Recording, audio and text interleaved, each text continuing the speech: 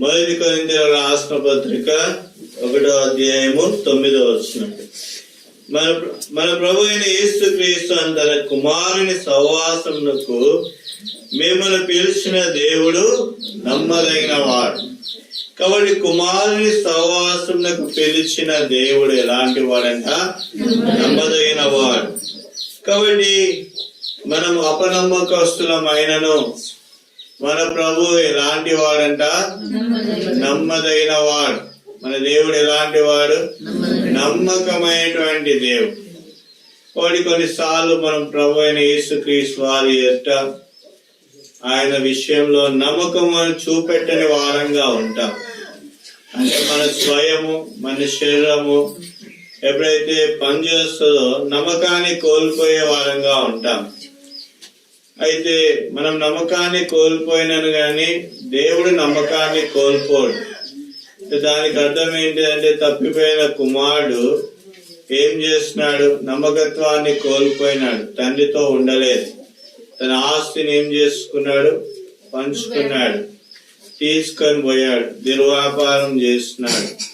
చేసిన తర్వాత చివరిగా పందులు తినే పొట్టు కూడా ఆయనకి దొరకలేదు.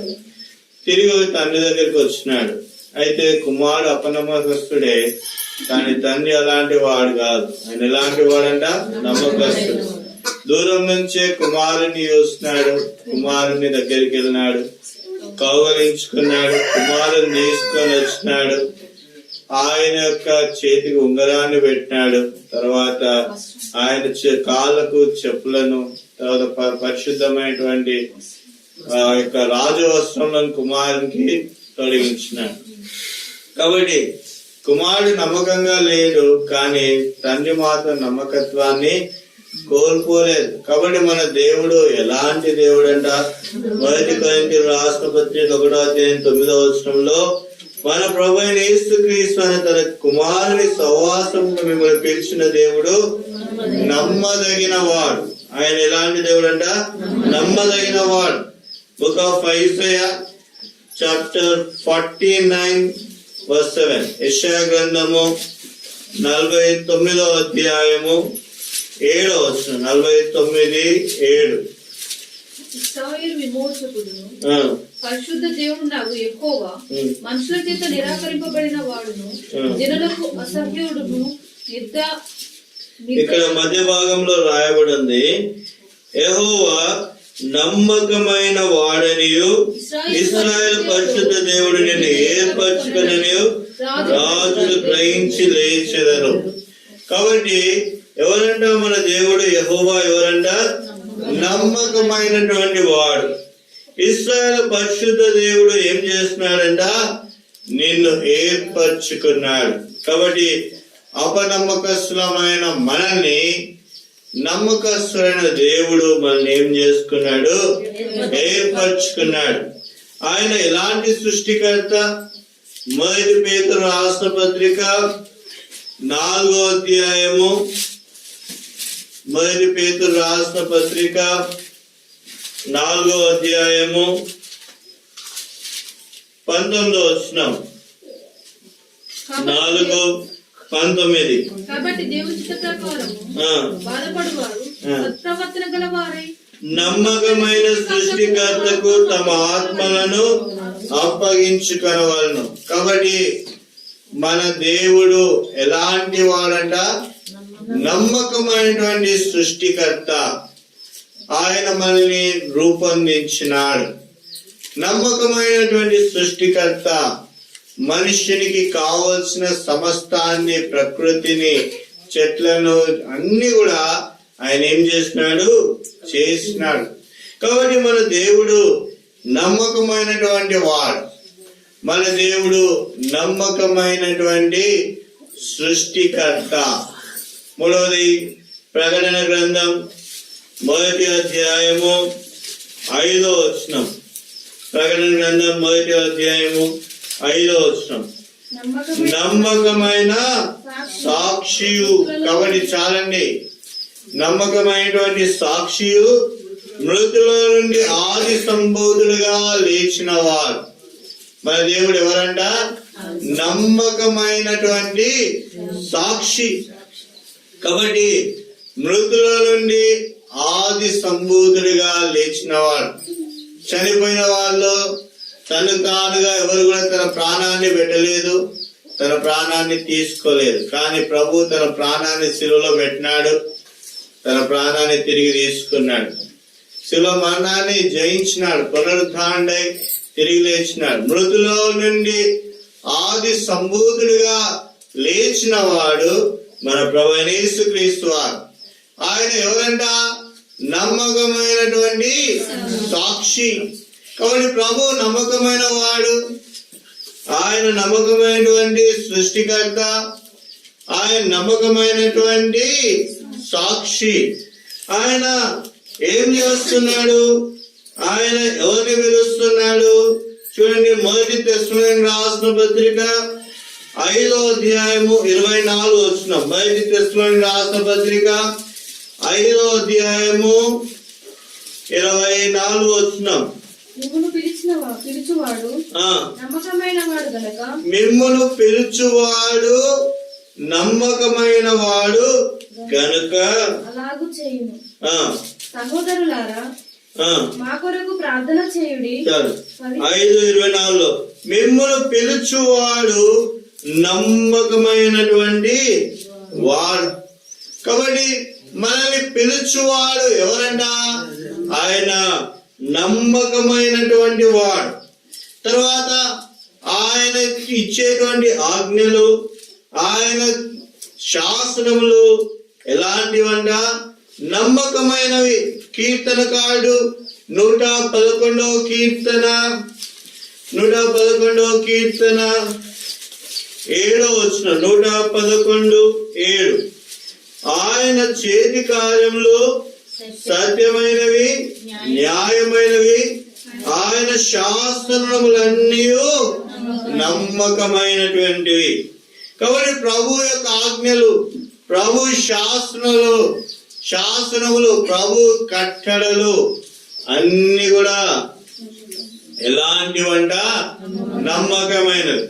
కాబట్టి మన ప్రభు నమ్మకమైన వాడు, మన ప్రభు నమ్మకమైనటువంటి సృష్టికర్త. మనల్ని పిలిచిన దేవుడు నమ్మకమైన వాడు. దేశంలో ఆయన నమ్మకమైన వారిని కనిపెట్టుచున్నాడు. ఆయన శాసనములు, ఆయన కట్టడలు, ఆయన వాక్యము అన్ని కూడా నమ్మకమైనవి, అపనమ్మకమైనవి కావు. ఆయన శాసనంలో ఒకరికి హెచ్చుగా, ఒకరికి తక్కువగా ఉండేటువంటివి కావు. ఆయన నమ్మకమైనటువంటి శాసనములు ఇచ్చేవాడు. ఆయన వాక్యము నమ్మకమైంది. కాబట్టి ఆయన నమ్మదగిన వాడు. ఆయన ఎలాంటి వాడు? నమ్మదగిన వాడు. కాబట్టి ఆయనలో తారతమ్యం లేదు, ఆయనలో హెచ్చు తగ్గు లేదు, ఆయనలో భేదాలు లేవు. కాబట్టి ఆయన నమ్మదగిన వాడు. అంటే మనం అంటాం కదా, ఈయన నాకు నమ్మకస్తుడు అని అంటాం. ఈయన నాకు ఏంటిదంట? నమ్మకస్తుడు. కాబట్టి ఆయన శాస్త్రంలో, ఆయన వాక్యము నమ్మదగింది, నమ్మకమైనది. కాబట్టి ఆయన ఇచ్చినటువంటి వాక్యము నమ్మకమైనది. కాబట్టి ఆ వాక్యమును చదివితే మనలో జీవజల దారులు ప్రవహిస్తాయి, మనలో జీవం వస్తుంది. మనలో ఏమొస్తుంది? జీవం వస్తాయి. కాబట్టి ఆయన శాస్త్రములు ఎలాంటి అంట? నమ్మకమైనవి. కాబట్టి ఇది ఆయన గురించి చెప్పబడినవి. ఆయన నమ్మదగిన వాడు, నమ్మకమైనటువంటి సృష్టికర్త, నమ్మకమైనటువంటి సాక్షి. ఆయన పిలిచిన వాడు నమ్మకమైన వాడు. ఆయన శాసనములు నమ్మకమైనవి. కాబట్టి ఆయనలో ఉన్నదంతా కూడా నమ్మకత్వమే, ఆయనలో ఉన్నదంతా యథార్థతే. అయితే మనలో కొంతమంది ఎలా ఉన్నారు చూడండి. సంఖ్యాకాండము 12వ అధ్యాయము 7వ వచనం. సంఖ్యాకాండము 12వ అధ్యాయము 7వ వచనం. అతడు ఎవరు? అతడు మోషే నా ఇల్లంతటిలో నమ్మకమైనటువంటి వాడు. కాబట్టి మోషేని పిలుచుకున్నాను. ఎలాంటి వాడంటే ఆయన నమ్మకమైనటువంటి వాడు. ఆయన ఐగుప్తు ఐశ్వర్యంను ఆయన ఏం చేస్తున్నాడు చూడండి. హెబ్రీయులకు రాసిన పత్రిక 11వ అధ్యాయము, హెబ్రీయులకు రాసిన పత్రిక 11వ అధ్యాయము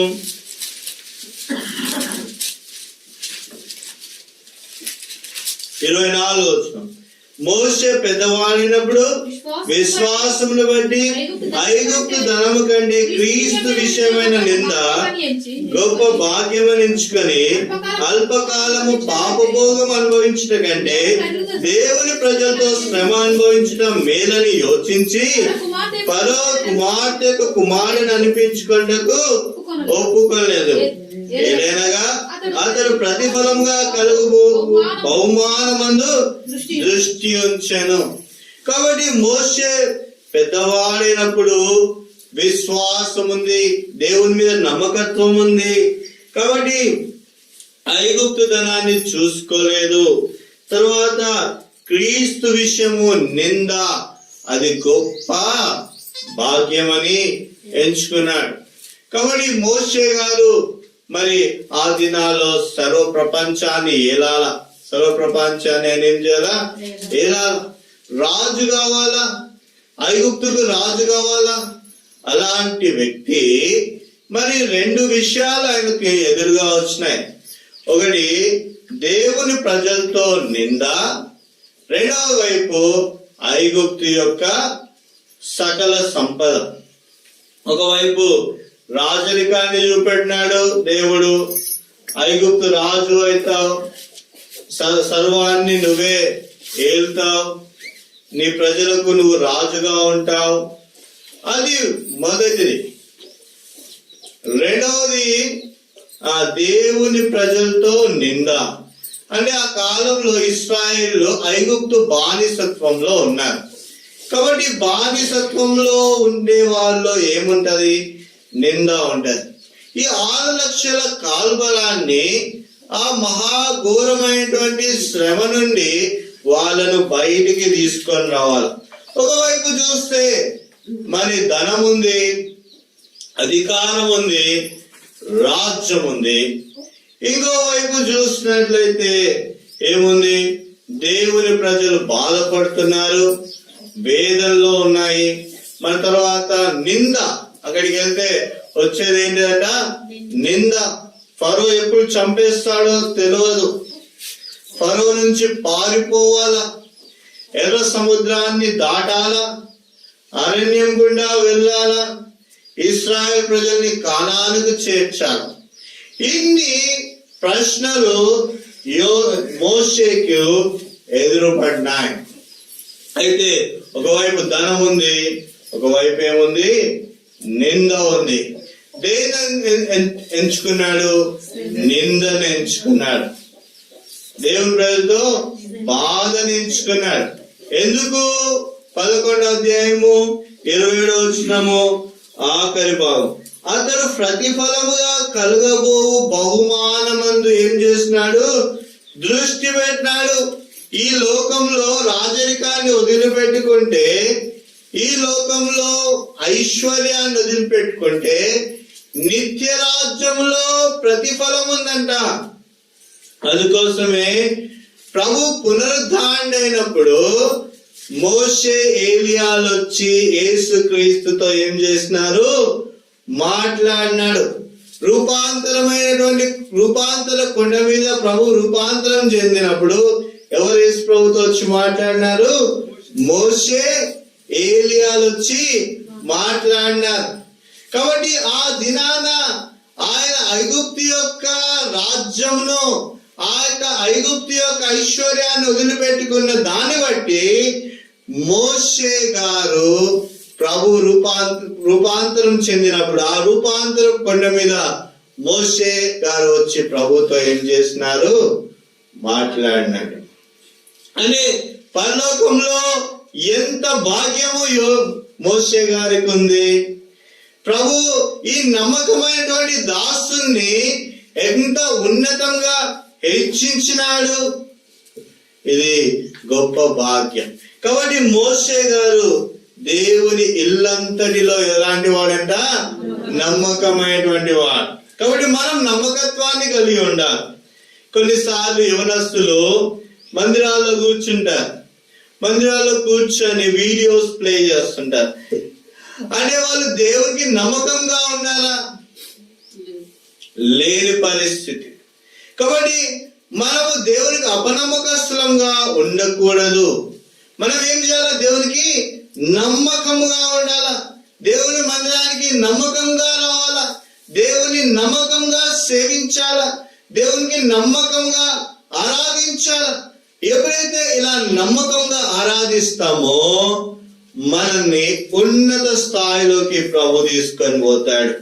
కాబట్టి ఆ యొక్క నిత్య రాజ్యము ఆ యొక్క ఎలాంటిదంటే అది 11:27 చదవండి. ఆఖరి భాగము 11 ఏప్రిల్ 11:27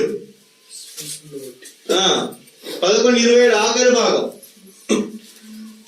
రాజగృహమునకు భయపడక ఐగుప్తును విడిచిపోయాను.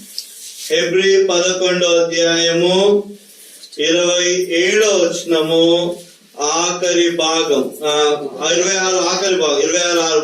అతడు ప్రతిఫలంగా కలుగబోవు బహుమానమందు దృష్టి ఉంచినాడు. ఎంతమంది చనిపోయినారు ఈ లోకంలో?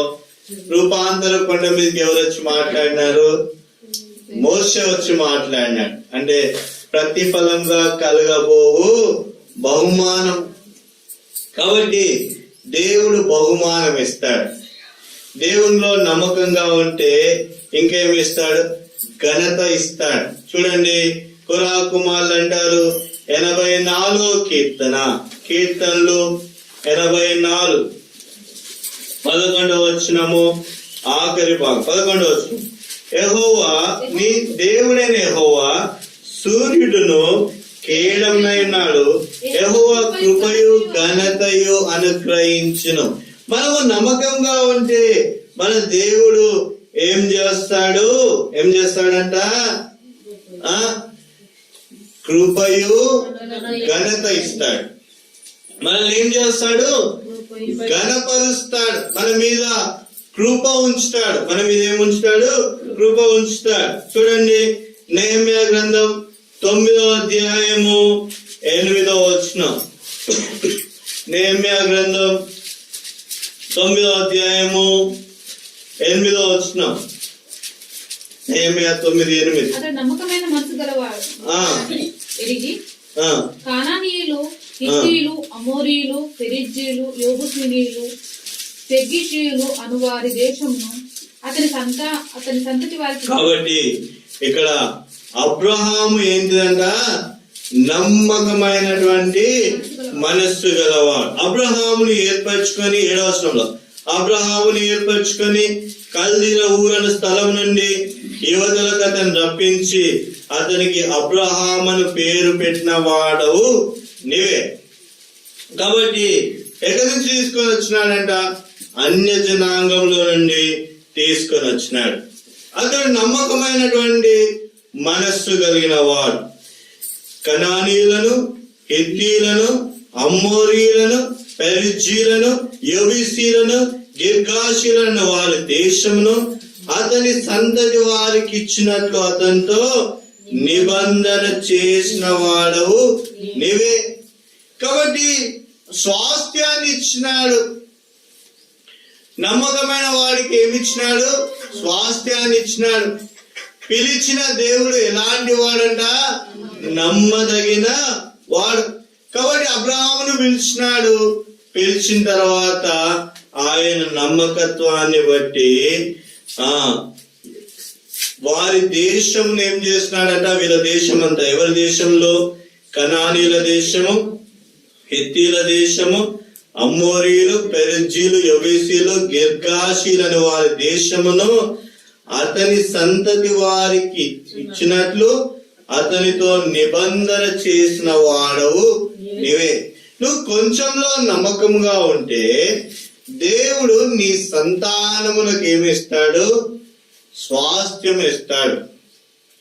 నీ సంతానమునకు ఐశ్వర్యాన్ని ఇస్తాడు. నీ సంతానమునకు ఫలం ఇస్తాడు. అవసరమా లేదా? మనం ఇంత బ్రతికేది ఎందుకు చెప్పండి? ఒక ఇల్లు ఎందుకు కడతారు మీరు? కొడుకు అవుతుందని కడతారు. తర్వాత ఎందుకు పని చేస్తారు? పిల్లలను మంచిగా చదివించడానికి పని చేస్తారు, అంతే కదా.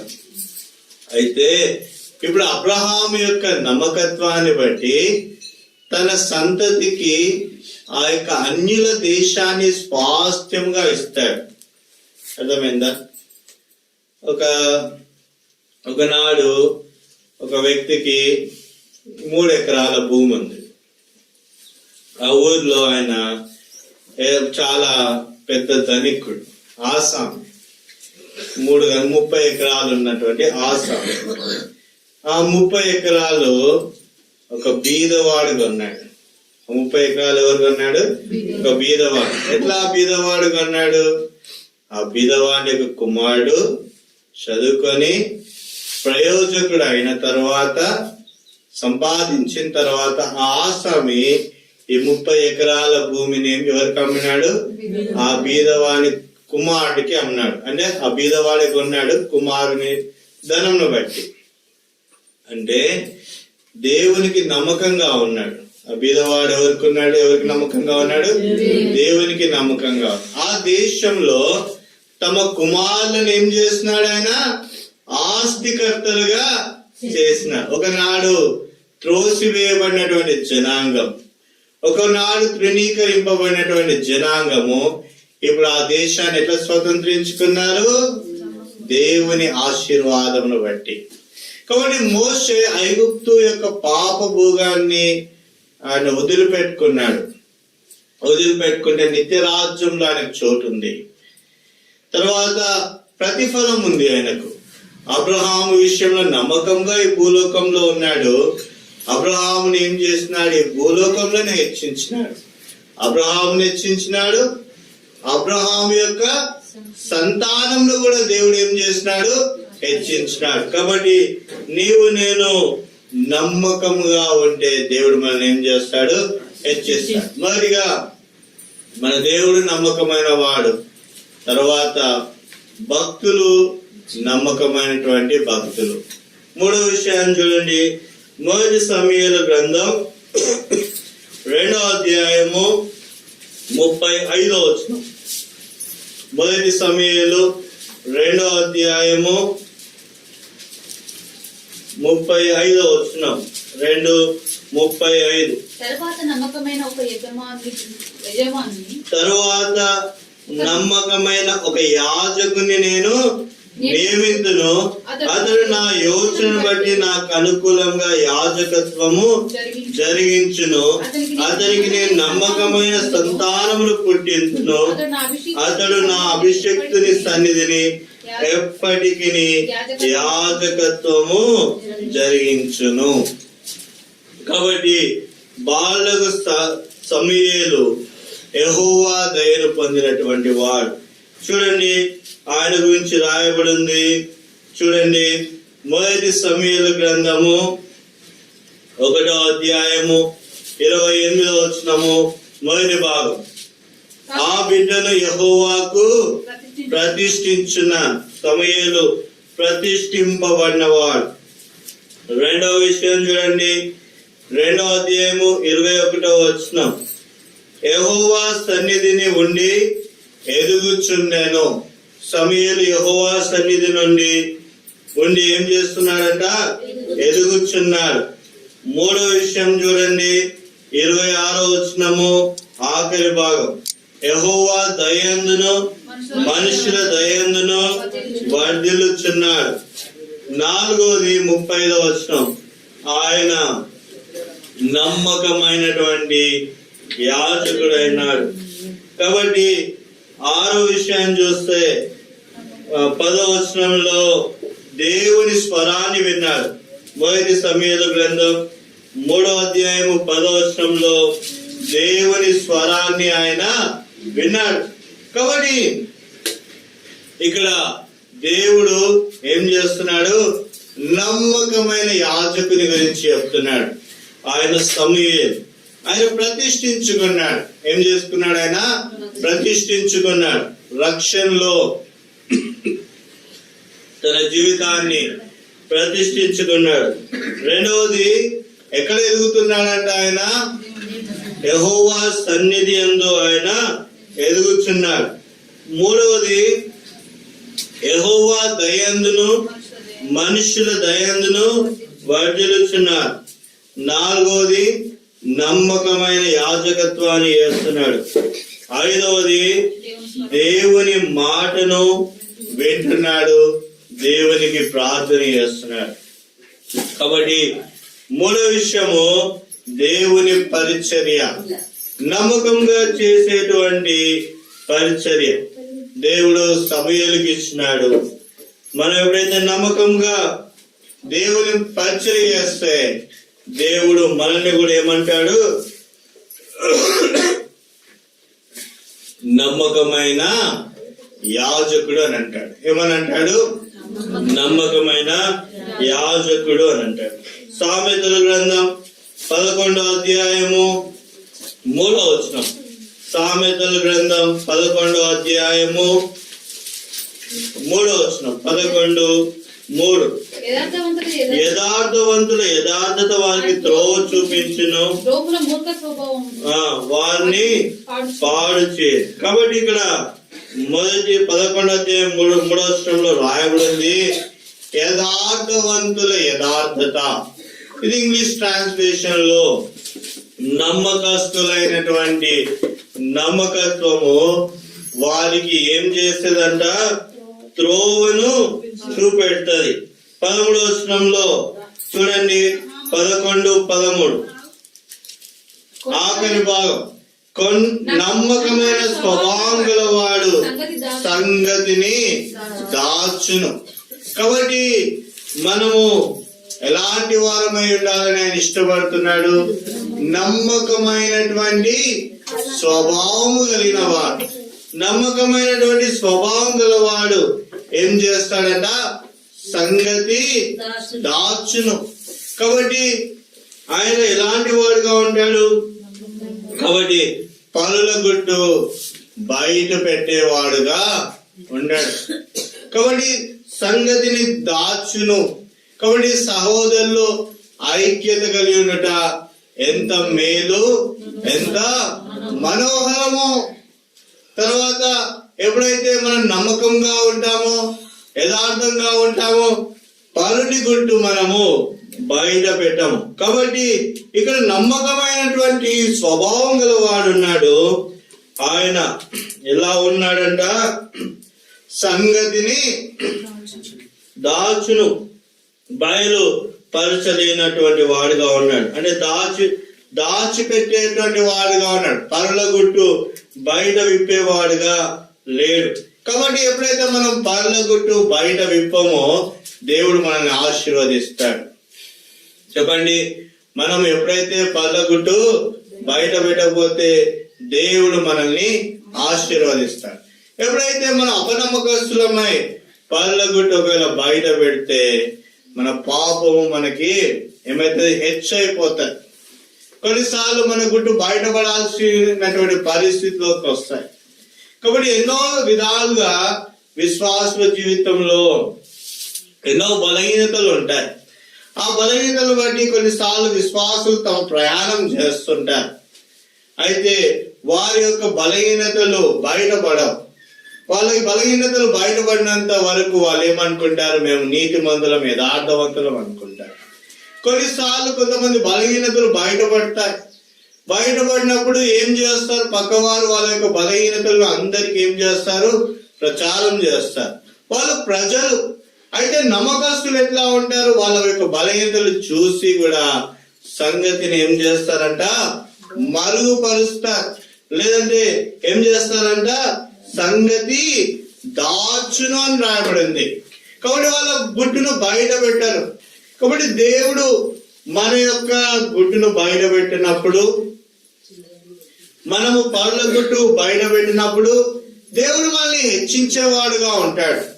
కాబట్టి కొన్ని ఆత్మీయమైనటువంటి విషయాల్లో మనం ఎప్పుడైతే యథార్థంగా ఉంటామో దేవుడు మనల్ని అభివృద్ధిలోకి తీసుకొని వస్తాడు.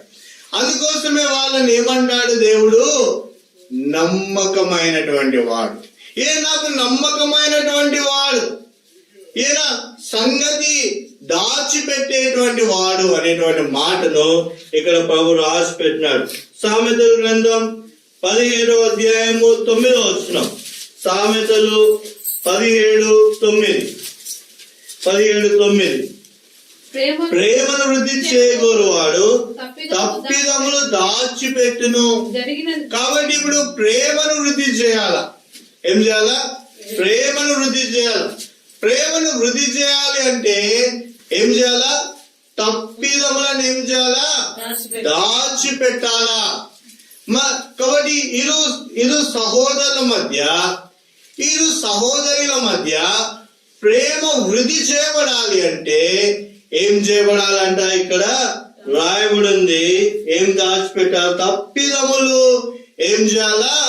దాచిపెట్టాలా. తప్పిదములు దాచిపెట్టాలా. ఇది చాలా అవసరమైంది. ఎవరైనా తప్పు నీకు తెలిసిందంటే ఇమీడియట్ గా రియాక్ట్ అవ్వాల్సిన అవసరం లేదు. వారి యొక్క తప్పులను అనేక మందికి చెప్పాల్సిన అవసరం లేదు. నువ్వేం చేయాలా? ఆ తప్పిదలను ఏం చేసుకోవాలా? నువ్వు మరిచిపోవాలా. నువ్వేం చేయాలా? మరిచిపోవాలా. దాచిపెట్టడం అంటే ఏంటిది అంటే మరచిపోవాలా. కాబట్టి కొన్నిసార్లు కొంతమంది గొప్పవారే ఏం చేస్తారంటే తప్పిదములు చేస్తారు. ఏం చేస్తారు? తప్పిదములు చేస్తారు. దైవ సేవకుడు ఒక నాడు అందరు కూర్చున్నప్పుడు ఆయన యాజకులను మర్చిపోయి అందరితో కలిసిపోయి వాళ్ళందరూ జోక్స్ వేస్తే ఈయన కూడా జోక్ వేసినాడు. జోక్ వేస్తే ఆ పక్కన వ్యక్తి విన్నాడు. విని అన్నా నువ్వు ఇట్లా అనుకోలేదు అని అన్నాడు. ఏమన్నాడు? అన్నా నువ్వు ఇట్లా అనుకోలేదు అని అన్నాడు. ఆయన చాలా షైగా ఫీల్ అయినాడు. కాబట్టి అదే ప్రేమను వృద్ధి చేయాలనుకుంటే పోనీలే, బలహీనతలు వచ్చింది, పోయినలే, నలుగురిలో కూర్చున్నాడు, అనుకోకుండా ఏదో జోక్ వేయాల్సి వచ్చింది, ఈయన తన యొక్క స్వభావంకు అనుకోకుండా ఏదో జరిగిపోయిందిలే అని అనుకోవచ్చు. ఇప్పుడు వాళ్ళిద్దరి మధ్య ప్రేమ ఉంటుందా? ఇంకోసారి తీసుకొని పోతాడా? ఎట్టి పరిస్థితుల్లో కూడా తీసుకొని పోడు. కాబట్టి ఇప్పుడు నమ్మకమైన వారు ఏం చేస్తారంట? ప్రేమను వృద్ధి చేసుకుంటారు. ఏం చేసుకుంటారు? ప్రేమను వృద్ధి చేసుకుంటారు. వారి బలహీనతలను ఏం చేసుకుంటారు? మర్చిపోతారు. వారి బలహీనత, వాళ్ళ తప్పిదములు ఏం చేస్తారు? పెద్దగా పట్టించుకోరు.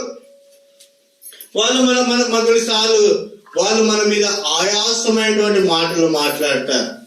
వాళ్ళు మనల్ని కొన్నిసార్లు బాధపరుస్తారు. అయితే మనం ప్రేమను వృద్ధిపరచుకోవాలి. కాబట్టి వారి యొక్క మాటల్ని మనం ఏం చేసుకోకూడదు? పెద్దగా పట్టించుకోకూడదు. పట్టించుకోకపోతే మళ్ళా వాళ్ళే ఏమైపోతారు? రిపెంట్ అవుతారు వాళ్ళు చేసింది.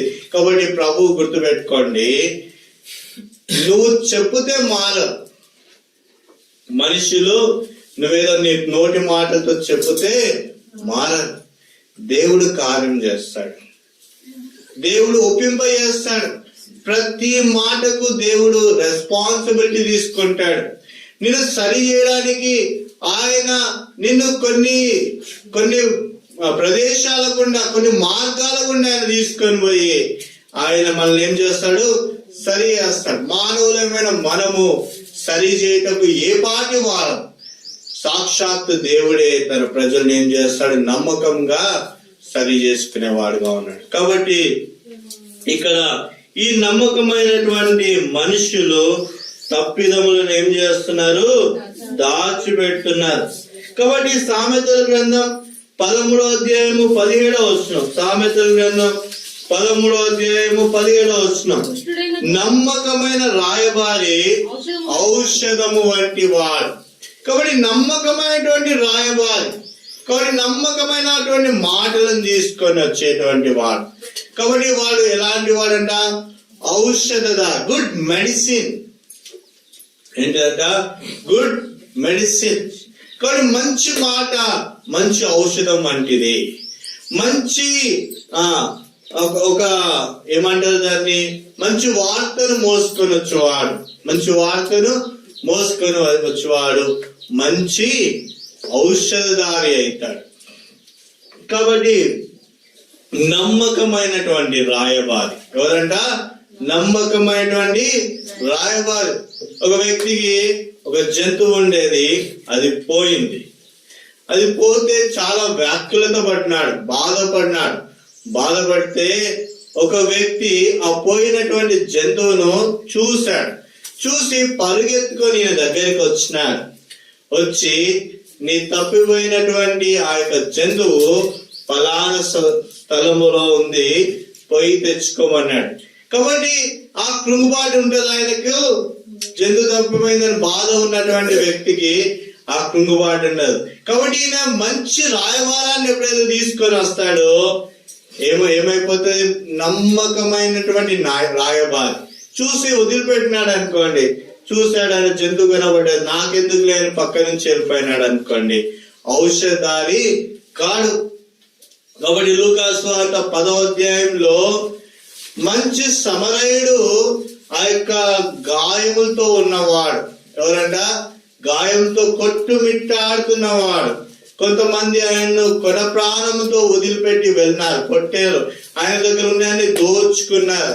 అక్కడికి ఎవరు వచ్చినారు? యాజకులు వచ్చినారు, పరిసయ్యులు వచ్చినారు. వాళ్ళు ఏం చేస్తున్నారు? చూసి పక్కన వెళ్ళిపోయినారు. అయితే అక్కడికి ఎవరు వచ్చినారంట? మంచి సమరయుడు వచ్చినాడు, ఔషధదారిగా వచ్చినాడు. వచ్చి ఒక పుటకుల వారింటికి తీసుకొని పోయినాడు. ఆయన గాయములన్నీ కట్టినాడు. తర్వాత 2 దేనారములు ఇచ్చినాడు. నేను మరలా వస్తాను, ఇంకేమైనా ఖర్చు అయితే నువ్వు పెట్టు, నేను మరలా వచ్చి తీరుస్తానని చెప్పినాడు.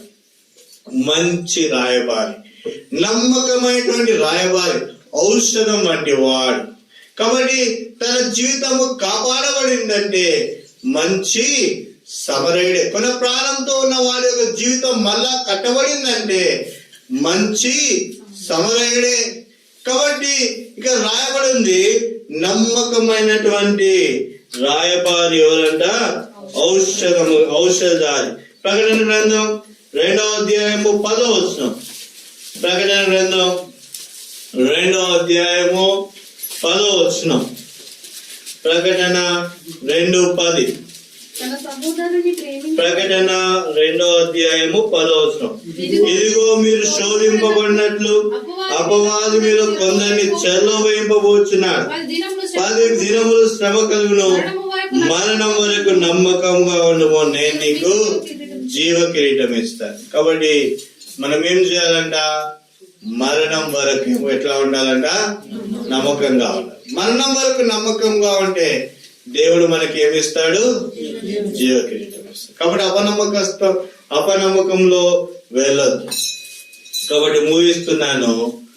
మన యొక్క వాక్య భాగం ఏంటంట? మన దేవుడు ఎవరంట? నమ్మకమైనటువంటి వాడు. ఆయన ఎలాంటి సృష్టికర్త అంట? నమ్మకమైన సృష్టికర్త.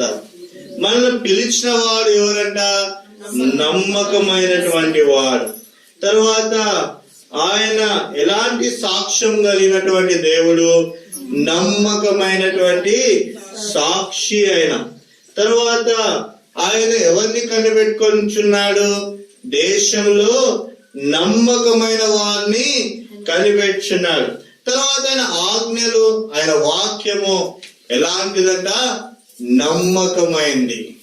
కాబట్టి పాత నిబంధన గ్రంథంలో ఉన్నటువంటి భక్తులను చూసినట్లయితే మోషే నా ఇల్లంతటిలో నమ్మదైన వాడు. ఒకవైపు ఐగుప్తు ధనం ఉంది, ఒకవైపు దేవుని ప్రజలతో శ్రమ నింద ఉంది. దేవుని ప్రజలతో శ్రమ నింద ఎంచుకున్నాడు. ఆయన అల్పకాల శ్రమను అనుభవించినాడు. నిత్య రాజ్యాన్ని ఆయన ఏం చేసుకున్నాడు? సంపాదించుకున్నాడు. ప్రతిఫలాన్ని సంపాదించుకున్నాడు పరలోక రాజ్యంలో. అబ్రహాం ఉన్నాడు, ఆయన కల్దీల ప్రదేశం నుంచి ఆయనను పిలిచినాడు. ఆయన నమ్మకమైనటువంటి మనస్సు కలిగిన వాడు అబ్రహాము. ఆ యొక్క చుట్టుపక్కల ప్రాంతాల్లో ఉన్నటువంటి వారి యొక్క స్వాస్థ్యం అంతా కూడా ఈ యొక్క అబ్రహాము కుమారులకు ఇచ్చినాడు. అబ్రహాము సంతతికి ఆయన ఏం చేసినాడు? వారి యొక్క సమస్త స్వాస్థ్యాన్ని కూడా ఇచ్చినాడు. అబ్రహాము కుమారులను ఆశీర్వదించినాడు. ఎందుకు? అబ్రహాము నమ్మకమైనటువంటి మనస్సు కలిగిన వాడు. మూడవది నమ్మకమైనటువంటి యాజకత్వం. సమూయేలు నమ్మకమైనటువంటి యాజకత్వం చేసినాడు. నమ్మకంగా ప్రతిష్ఠించుకున్నాడు. నమ్మకంగా దేవుని దయందు మనుషుల దయందు ఉన్నాడు.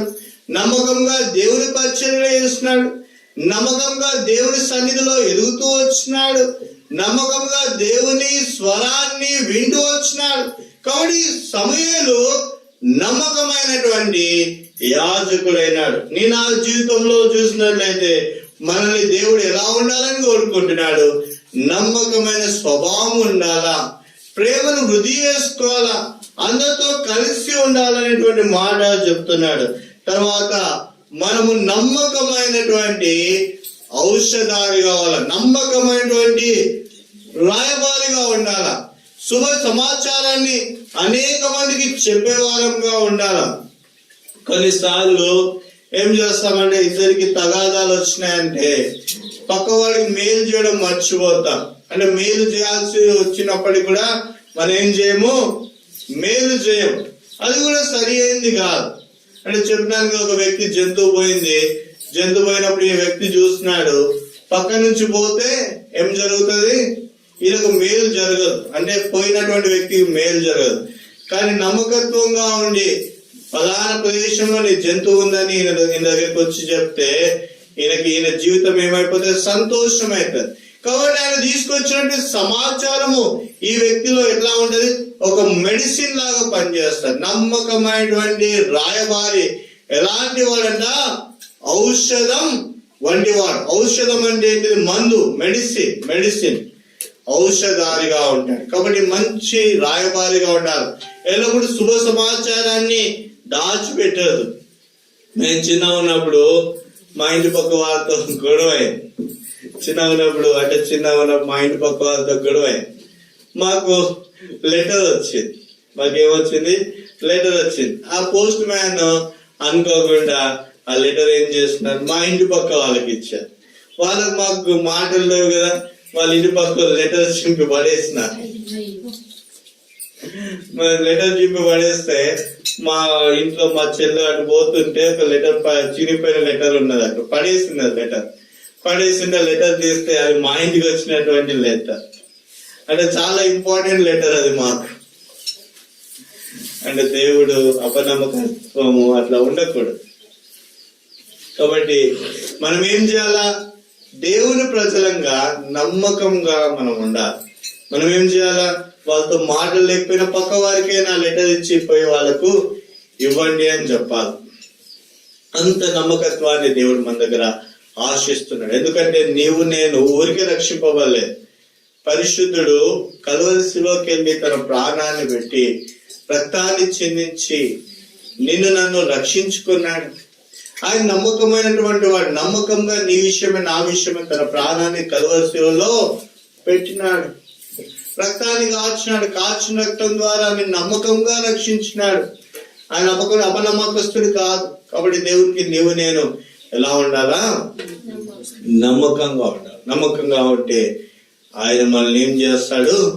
ఆశీర్వదిస్తాడు. ఇంకా నమ్మకంగా లేకుండా ప్రభు యొక్క రక్షణ మార్గం అనుభవంలోకి రాకపోతే, ప్రభువా నేను అపనమ్మకస్తాను, నేను నమ్మకస్తునిగా చేయి, మీ నమ్మకత్వానికి నేను లోబెడుతున్నాను, మీ రక్తం ద్వారా నా యొక్క పాపం కడిగి పవిత్రపరచని నేను మాటలు ప్రార్థన చేస్తాను. నమ్మకమైనటువంటి దేవుడు తన రక్తం ద్వారా నీ పాపం నుండి కడిగి పవిత్రపరిచి తన కుమారునిగా నిన్నేం చేస్తాడు? స్వీకరిస్తాడు. తర్వాత ప్రకటన గ్రంథం 2వ అధ్యాయం 10వ వచనంలో ఎక్కడి వరకు నమ్మకంగా ఉండాలంట? మరణం వరకు మనం నమ్మకంగా ఉంటే మనకి ఏమిస్తాడంట? దేవుడు జీవ కిరీటాన్ని ఇచ్చే దేవుడుగా ఉన్నాడు. రండి, మోకాళ్ళ మీద రండి, ప్రార్థన చేసుకుందాం, బలం తీసుకుందాం.